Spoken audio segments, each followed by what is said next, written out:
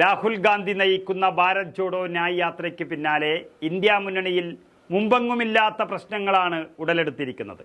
ആദ്യ ബീഹാറിൽ നിന്ന് നിതീഷ് കുമാർ NDAയിലേക്ക് കൂടുമാറിയതിന് പിന്നാലെ ബംഗാളിലെ മമതാ ബാനർജിയും കോൺഗ്രസിന് നേരെ തിരിഞ്ഞിരിക്കുന്നു. കഴിഞ്ഞ ദിവസം ഒരു പൊതുവേദിയിൽ വെച്ച് ലോക്സഭാ തെരഞ്ഞെടുപ്പിൽ കോൺഗ്രസിന് ആകെ 40 സീറ്റ് ലഭിക്കുമോ എന്നൊരു സംശയമാണ് എന്ന രീതിയിൽ മമത പരിഹസിച്ച് സംസാരിച്ചിരുന്നു.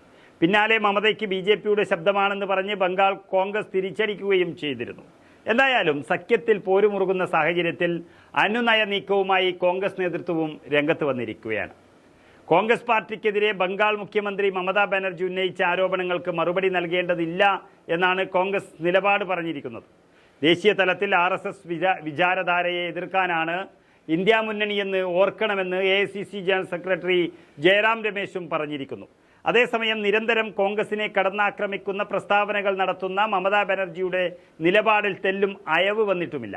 ലോക്സഭാ തെരഞ്ഞെടുപ്പിൽ 2 സീറ്റുകൾ നൽകാമെന്ന മമതയുടെ വാഗ്ദാനം കോൺഗ്രസ് അംഗീകരിക്കാത്ത സാഹചര്യത്തിൽ മുഴുവൻ സീറ്റുകളിലും മത്സരിക്കാനാണ് തൃണമൂൽ കോൺഗ്രസിന്റെ തീരുമാനം. ബംഗാളിലെ 40 ലോക്സഭാ സീറ്റുകളിലും കോൺഗ്രസ് തന്നെ വിജയിക്കുമോ എന്നാണ് തന്റെ ആശങ്കയെന്നും മമത പരിഹസിച്ചിരുന്നു.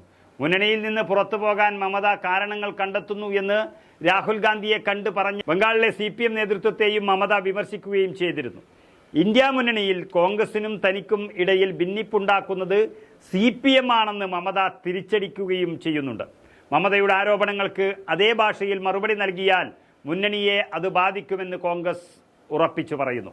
മമതയുടെ വിമർശനങ്ങൾ സംസ്ഥാന രാഷ്ട്രീയം സംബന്ധിച്ച് മാത്രമാണെന്നും ജയറാം രമേശ് ഓർമ്മിപ്പിച്ചു.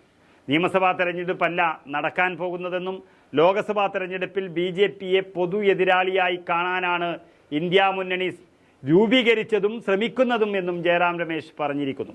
ഇന്ത്യ മുന്നണിയിലെ പ്രധാന നേതാവാണ് മമതാ ബാനർജി എന്നും ആവർത്തിച്ച ജയറാം രമേശ് അവർ മുന്നണിയിൽ തന്നെ തുടരുമെന്ന പ്രതീക്ഷയും പങ്കുവയ്ക്കുന്നുണ്ട്.